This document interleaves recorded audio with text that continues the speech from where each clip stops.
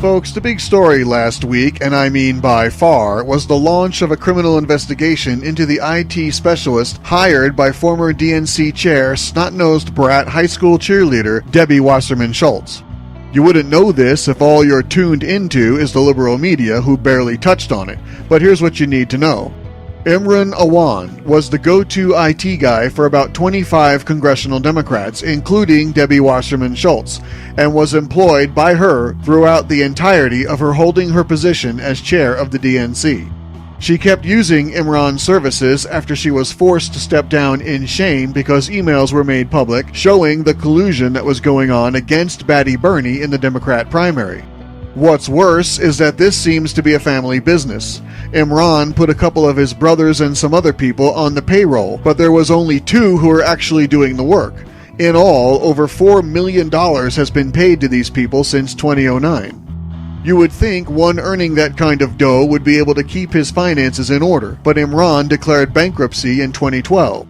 Now, despite the liberal media ignoring the real story of election tampering, which occurred between Hillary's campaign and the DNC under Wasserman-Schultz, it looks as though Imran has seen the writing on the wall. Back in March, his wife, Hina Alvi, suddenly pulled the kids out of school and fled the country. She was traveling with massive amounts of luggage and over $12,000 in cash. Imran stayed behind to try to tie up loose ends and further defraud the federal government. This guy managed to pretend to be his wife and secure a loan by phone from the Congressional Federal Credit Union. When asked what the money was for, he originally said a funeral. When told that wasn't acceptable, he asked for time to Google an acceptable reason, which he did, then answered it was to build a home. His loan for $165,000 was approved and sent as part of a $283,000 wire transfer to Pakistan.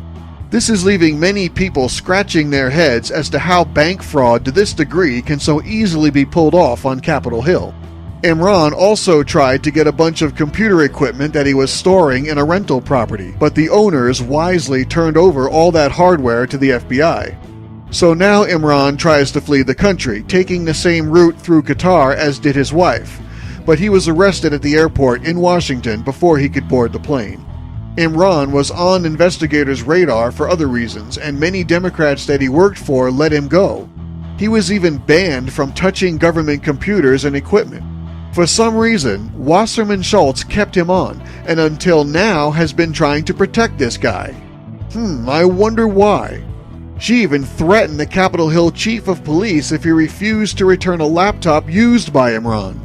It wasn't until after he was arrested that she finally fired him. Word now is that Debbie Wasserman-Schultz is showing signs of cracking under the pressure and has reportedly not been doing very well since Imran was arrested. Yeah, I'd be nervous too, Debbie.